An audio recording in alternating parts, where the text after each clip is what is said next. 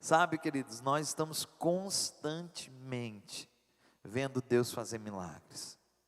A vontade dele continua soberana. Os desígnios dele são eternos.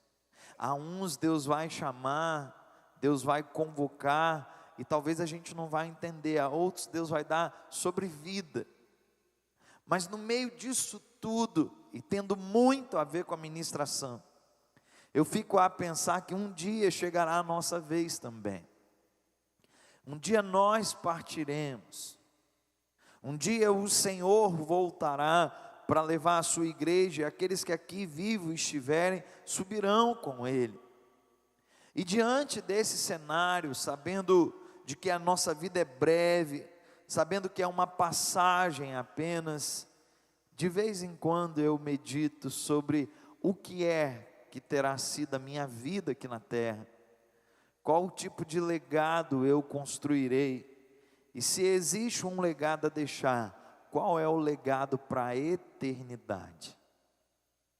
Pensando nisso, queridos, eu concluo esse início de reflexão, dizendo para vocês o que Deus já compartilhou comigo.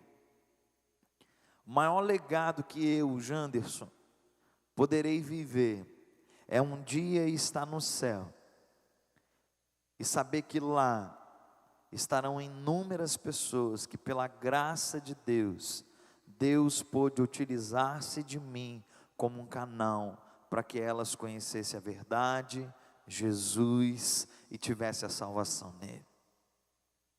Eu não sei o que você está fazendo da sua vida, mas a mensagem dessa manhã é para que a gente reflita, para que a gente pense, e se nós não estamos usando a nossa vida de uma maneira adequada, como convém no Senhor, que a gente possa fazer um compromisso de a utilizá-la, em o nome de Jesus, amém?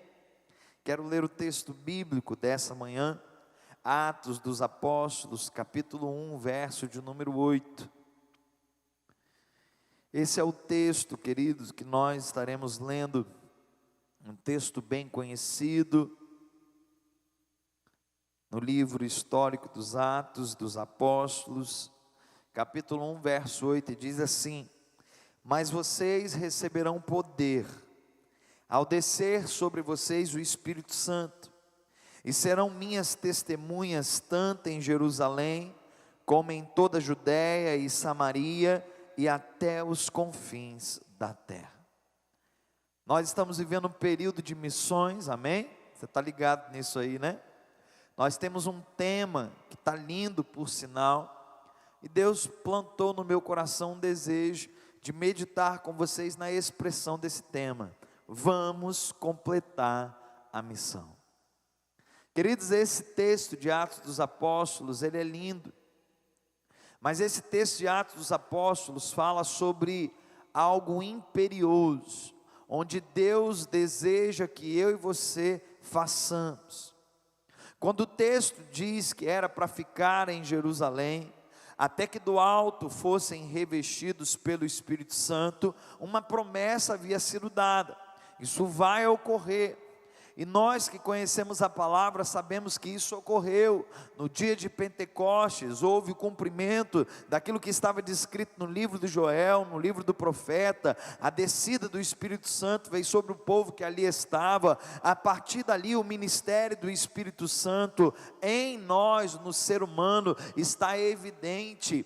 E eu e você e todos os outros, ao aceitar a Cristo Jesus, somos também preenchidos por esse Espírito que passa a morar, a residir em nós. Só que Jesus havia deixado isso claro, de que ao cumprir dessa promessa, algo precisava ser feito. Que o Espírito Santo desceria sobre toda a carne, é fato, porque era uma promessa do próprio Deus. Mas há algo que compete ao ser humano, há algo que compete àqueles que seriam testemunhas do Senhor, e aí o propósito é exatamente esse: ao receber esse Espírito, vocês serão minhas testemunhas.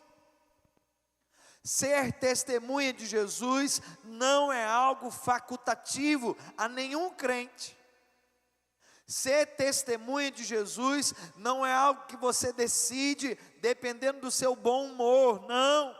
Isso é algo que envolve a mim e a você em uma missão específica que Deus nos deu. Vocês serão preenchidos pelo Espírito Santo, Ele virá sobre vocês, e o propósito é que vocês sejam as minhas testemunhas. Nós sabemos que isso não se dá apenas na vida dos apóstolos, ou daqueles crentes primitivos no primeiro século. Isso não é uma referência só para aqueles que estavam lá no dia de Pentecostes, claro que não. Isso é algo sobre toda a igreja, todo aquele que confessa Cristo Jesus, está, queridos, inserido nesse propósito divino de ser testemunha do Senhor. E quando nós somos testemunhas de algo ou de alguém, é sobre esse algo, ou é sobre esse alguém que nós falamos.